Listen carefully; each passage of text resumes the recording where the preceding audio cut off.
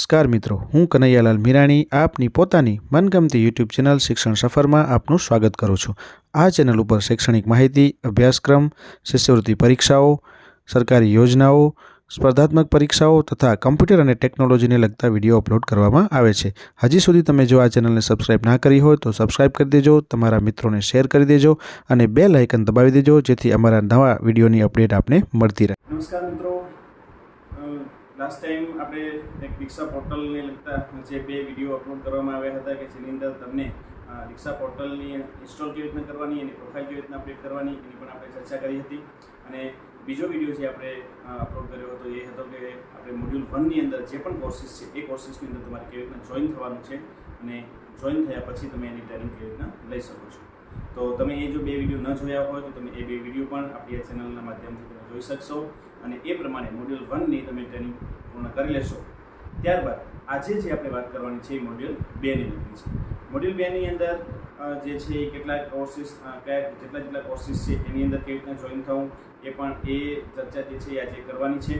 તો એના પહેલાં તમે જો હજી સુધી આ ચેનલને સબસ્ક્રાઇબ ન કરી હોય તો સબસ્ક્રાઇબ કરી દેજો, સાથે સાથે બેલ આઇકન પણ દબાવી દેજો જેના કારણે અમારા દરેક નવા વિડીયોની અપડેટ જે છે તમને મળતી રહે અને તમારા મિત્રો સાથે શેર કરજો, વિડીયોને લાઇક કરજો। ચલો આપણે આજના વિડીયોની શરૂઆત કરીએ તો જેમ તમે લાસ્ટ વિડીયો જોયો હશે જેમાં તમને સરળતાથી મોડ્યુલ 1ના બધા જ કોર્સને લગતા બારકોડ જે છે એ આપણે બનાવી અને તમને વિડીયોના માધ્યમથી આપ્યા હતા અને મને આશા છે કે તમે બધાએ સરસ રીતે મોડ્યુલ 1ને જે પણ બારકોડ જે છે એ સ્કેન કરીને મોડ્યુલ 1ના તમામ કોર્સની અંદર તમે જોઈન થઈ ગયા હશો। ન જોઈન થયા હોય તો સૌથી પહેલું કામ એ જ કરી લેજો કે તમે કોર્સ ભલે પછી પૂર્ણ કરો પણ સૌથી પહેલાં દરેક કોર્સની અંદર તમે જોઈન થઈ જજો જેના કારણે એ દરેક કોર્સ જે છે એ તમારી પ્રોફાઇલમાં ત્યાં એડ થઈ જશે। દીક્ષા પોર્ટલની અંદર તમારા દરેક કોર્સ જે છે એ તમને બતાવશે। સાથે સાથે બીજી પણ વસ્તુ જણાવી દઉં કે તમે કદાચ કોઈ કોર્સને ચાલુ કરશો, અડધો કરશો તો પણ કોઈ પ્રોબ્લેમ નથી, કારણ કે જ્યારે પણ તમે નેક્સ્ટ ટાઈમ જ્યારે ચાલુ કરશો ત્યારે જેટલો તમે પૂર્ણ કર્યો હશે એના પછીથી આગળથી એટલે કે અડધો પૂર્ણ કર્યો હશે તો અડધો બાકીનો જે છે ત્યાંથી જ ચાલુ થશે અને ફરી તમે ત્યાંથી આગળ વધી શકશો। એટલે દીક્ષા એપની અંદર આ સૌથી મોટો ફાયદો છે। જો એપની અંદર આપણે તાલીમ લેતા હોઈએ તો આપણે આ સળંગ ગમે તે રીતના આપણે કોર્સ ગમે એટલા દિવસે પૂર્ણ કરી શકીએ છીએ। એક કોર્સ ચાલુ હોય, એક કોર્સ થોડોક આપણે અભ્યાસ કર્યો હોય અને પછી વચમાંથી બીજો કોર્સ પણ આપણે જોવો હોય તો એ પણ જોઈ શકીએ છીએ। એટલે એમ બંને કોર્સ સાથે પણ તમે ચલાવી શકશો। તો તમે ખાસ એ બારકોડના માધ્યમથી સૌથી પહેલાં દરેક કોર્સની અંદર જોઈન થઈ જજો, પછી ધીમે ધીમે તમે એની અંદર શીખતા તમે ટ્રેનિંગ લઈ શકો છો।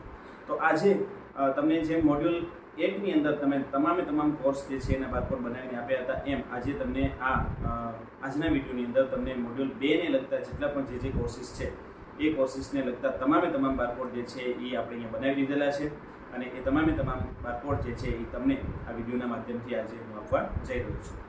તો એની અંદર પણ તમે એ જ રીતના દરેક બારકોડને પહેલાં સ્કેન કરી દેજો અને સ્કેન કર્યા બાદ તમે દરેક બારકોડને સ્કેન કરશો એટલે એ તમામ પ્રકારના કોર્સ જે છે એ તમારી દીક્ષા પોર્ટલની અંદર એડ થઈ જશે, તમે એમાં જોઈન થઈ શકશો।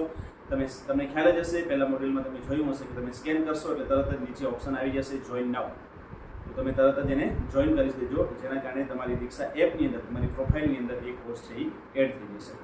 તો હવે આપણે વધારે સમય ન જતાં આપણે એ બારકોડ જે છે એની શરૂઆત કરીએ છીએ। અહીંયા મોડ્યુલ 2ના તમામ જે કોર્સિસ છે એ કોર્સિસના તમામ 1 બાય 1 આપણે એના બારકોડ જે છે જોતા જઈશું।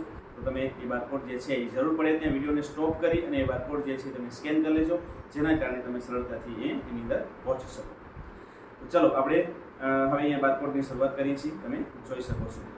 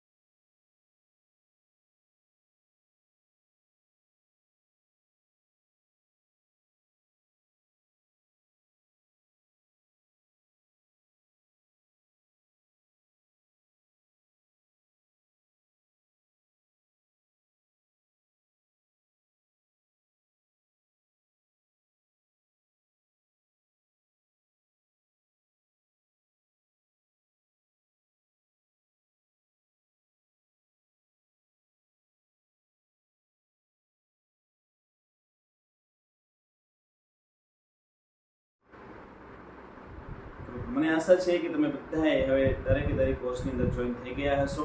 ફરીથી પાછો આપણે નેક્સ્ટ ટાઈમ હવે તમારા જે મોડ્યુલ 3 ને લગતા જે કોર્સિસ છે એ 3 ને લગતા કોર્સિસના પણ બારકોડ બનાવી અને હું તમને આપવાનો પ્રયત્ન કરીશ.